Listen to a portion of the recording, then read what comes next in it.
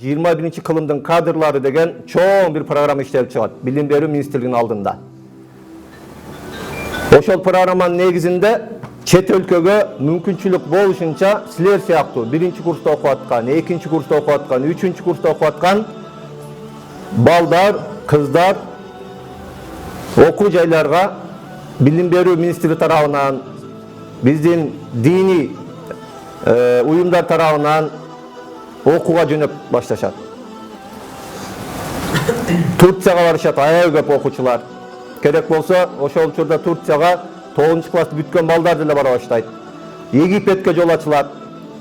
Керек болсо Европанын мамлекеттери жана Азияда Малайзияга чейин баары талпынып окууга жөнөшөт.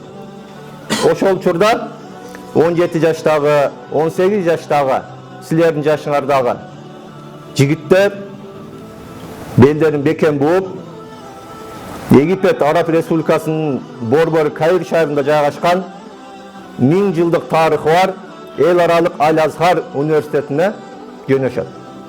92 жыл. Ошондон баштап бүгүнкү күнгө чейин көптөгөн окуучулар, студенттер ошол жакта билимдерин алып атат.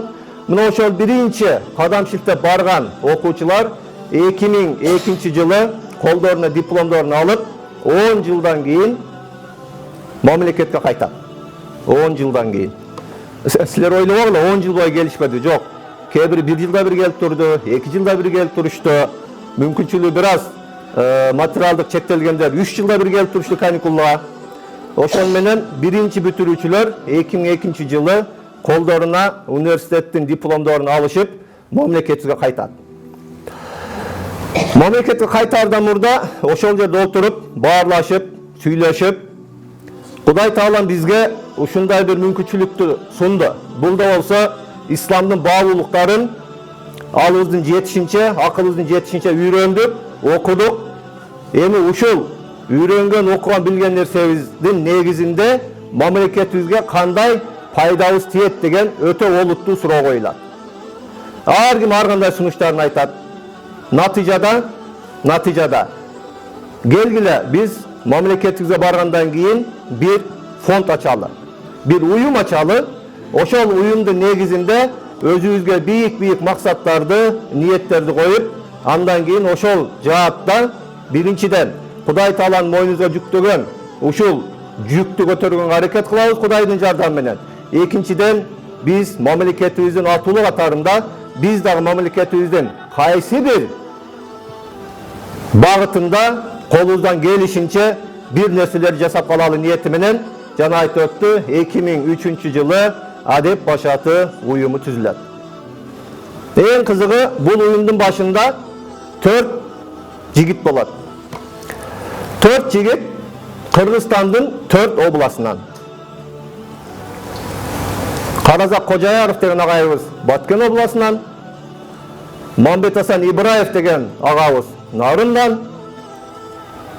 Чыңгыз Күмүшбеков деген бир тууганыбыз каза болуп калды, Алла рахматын алсын, Таластан, жана Толкунбек Арсен уулу Көлдөн. Мен ойлоймун, баарыбыз бул жерде Кудайга ишенген, тилибизде ла иляха иллаллах Мухаммад расулуллах калимасы бар, жүрөгүбүздө иманыбыз бар.